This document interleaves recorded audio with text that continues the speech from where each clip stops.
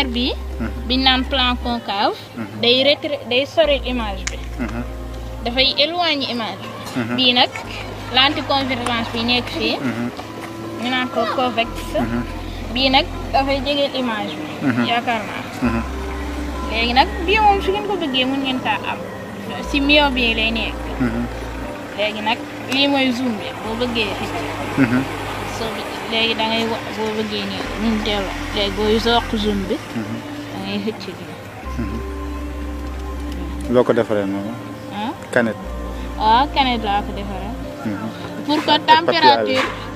extérieure bi bañ a influencer température intérieure bi mooy fixation bi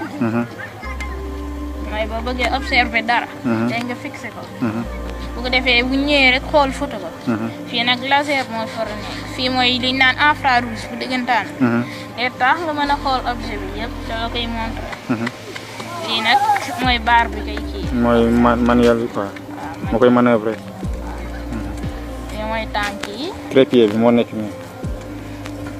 dama kaa décorer tuuti wala soit ñaawal rek nii nag yow noo tudd man Malick Ndiaye yaa ngi ban école man fii Cheikh Moustapha Fall tu fais la classe CM1 léegi CM2 laa jël sa recherche yi foo koy defee recherche yi dama koy defee si livre tout l'univers foofu laa commencé 17 am nga rek ay wàllum astronomie rek dafa intéressé waaw donc a bëgg trop di observer étoiles yi ak système solaire bi yooyu daal fi mu ne nii am te yeneen verre yu gën a rëy rek ba defar beneen télescope bu gën a puissant bi d'accord léegi yow instant bi ku la bëgg a dimbale lan la indi comme matériaux man mun nga ma andil verre rek mun nga ma andil si l'anticonvergence yi ak divergence yi rek type bu nekk rek si ñoom après yow nga toog nga expérimenté wu defar quoi daal koy defar d'accord ñaata âge nga am man 12 ans kenn musu la appuyer man du seen waa école du dans le quartier kenn musu la appuyer mus nañ ma appuyer de mus nañ ma encourager kay dañ naan ma continuer rek bonne continuation waaye après du am suite quoi après du am suite mais boo sañoon da ngay gën a dépasser fii quoi waaw soo amoon ñi verre yu bees Alors j'ai regardé la vidéo et ça me remplit d'émotion parce que ça me rappelle beaucoup de choses. Alors le petit il a tout simplement 12 ans et il est en train de bricoler avec des canettes, avec des bouts de carton, des morceaux de bois. Il est en train de bricoler une petite lunette astronomique pour observer le ciel. En fait, ce qui le passionne, li ko passionné mooy astronomie. Et nee na moom lenn rek la bëgg a def mooy ñu jàppale ko ci loolu pour mu mën a defar ay instruments wam di mën a observer asamaan si donc daf may fàttali lu bëri ça me rappelle énormément de choses ça me rappelle ma jeunesse ça me rappelle à 12 ans aussi quand j'ai entrepris toute la documentation pour arriver à fabriquer mon télescope et il a cité un livre aussi que je lisais beaucoup mooy l'encyclopédie qui s'appelle Tout l'univers voir un jeune de son âge aujourd'hui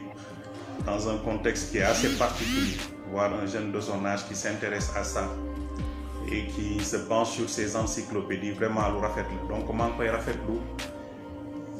di ko encourager di ko féliciter di ko encourager lu ñu mën a def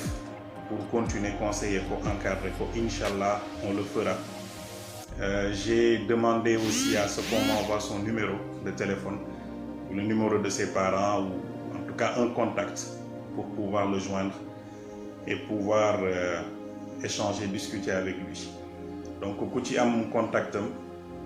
mën nañu mettre en relation et ce sera un plaisir d'échanger avec lui. Alors je fais juste la vidéo pour dire que dans un premier temps xawma kan moo ko jege ku ko mën a jox information bi xawma kan moo ko jege ku ko mën a contacter pour remettre ko peut-être mes coordonnées Mais dans un premier temps, je voudrais officiellement, en tout cas, m'engager, dire que may naa ko lunette astronomique bi may naa ko et bu dee am na ku ko xam ku ko mën a wax mi ngi fii Dakar di ko xaar donc bés bu amee possibilité mën na ñëw jël si ko may naa ko lunette astronomique bi pour que mu mën di def ay observation am waaye nag affaire bi mënul yomb parce que man bi ma amee 12 ans comme moom aw ma woon lunette bu mel nii moom mi ngi nekk ci tànk yi di defar léegi nag dama koy def benn genre challenge benn genre défi lay doon pour moom lunette bi mi ngi nii mais dama koy def défi pour que trépied bi nga xamante ne mooy ñëw fixé wu fii pour permettre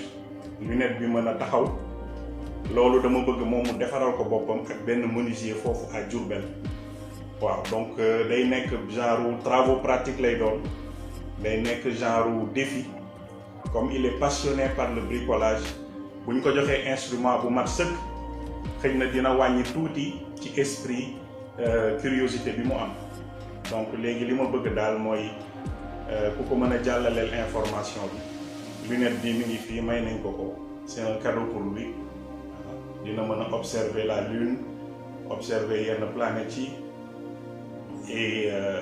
mën na ci jàng aussi comment les instruments fonctionnent pour mën a continuer ay observation donc vraiment mi ngi nii daal ku am information bi ku mën a partager vidéo bi aussi ba mu jot ci wala ay mbokkam jot si lunette bi Lamine Ndiaye le jeune qui est à Diourbel moom laa ko may mën na ko jël si à partir de ce week-end fii ci Dakar après nag le défi mooy que mu mën a defar trépied bi maanaam fi ñuy fixer lunette bi moom loolu gis naa muy expliquer trépied bi ni muy doxee xam naa ne xam na li may wax donc li ma bëgg mooy mu associer ak benn menuisier mu defal ko mesure yi fixer ko trépied bi après mu ñëw wan ñu des photos comme quoi il a réussi à fabriquer le trépied pour pouvoir maintenir la lunette sinon mi ngi nii daal lunette bi moom moo ko moom et vraiment c'est pour l'encourager dans ses efforts et sa passion pour l'astronomie donc ku yor information par rapport ak contact mën na ko wax et ñu ngi koy encourager pour que mu continuer dans cette dynamique et n'hésitez pas en tout cas à remettre mes contacts moi ça me fera un plaisir bu ñëwee Dakar inchallah que ñu remettre ko lunette bi et waxtaan ak moom gën ko encourager dans cette démarche et lépp lu ñu mën a def dinañ ko def inchallah pour suivre muy moom ak keneen parce que chance bi ñu amul ñun bi ñu nekkee ndaw fekk fi jumtukaay yu mel nii ci wàllu astronomie lenn rek la ñu mën a def mooy fexe ba ñoom ñu am ko chance boobu seen réew fekk ñu fi ay observatoire waaye ilaa yow mi dinañu xeex pour que ñoom suñu màggee fekk fi ay observatoire ñun amuñu woon xëj na ay télescope seen âge dinañ fexe ba ñoom ñu mën ci jot donc loolu mooy li ñu war et vraiment ñu ngi koy encourager di ko féliciter gis naa vidéo bi ñi ko jotul gis xëj na mën nañu xool sur Facebook ça me rappelle vraiment beaucoup de choses et maa ngi koy encourager vraiment félicitations à lui et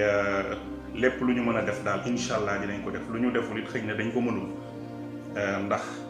jaam ak pexeem yàlla ak dogalam mais le premier geste daal qu'on pouvait faire aujourd'hui c'est de lui offrir cette lunette astronomique mi ngi nii ku xam ay mbokkam nga wax leen ko nu mu ci mën a jotee bu dee dañ ko koy yónnee wala bu dee da koy jël si fii bu ma sañoon ñu daje ma mën a waxtaan ak moom ma jox ko mais daal na jàpp ne que moom Lamine Ndiaye jeune bi am 12 ans nekk Diourbel te def vidéo boobu di expliquer wàllu astronomie li mu bëgg a def na xam ne que may nañ ko benn lunette pour mu continuer observation et incha allah maa ngi xaar donc une réaction par rapport à un contact bu ñu mën a jotee ak moom. Merci beaucoup à tous et je le demande pas souvent mais si vous pouvez partager en tout cas cette vidéo pour que au moins ay mbokkam mën ci jot wala mu mën ci jot moom. Mais voilà, c'était juste pour lui annoncer ça et dire aux personnes nit ñi ma yónnee message yëpp di ma taguer pour que ma réagir c'était pour wax leen rek yéen ñëpp merci ne que gis naa seen message yëpp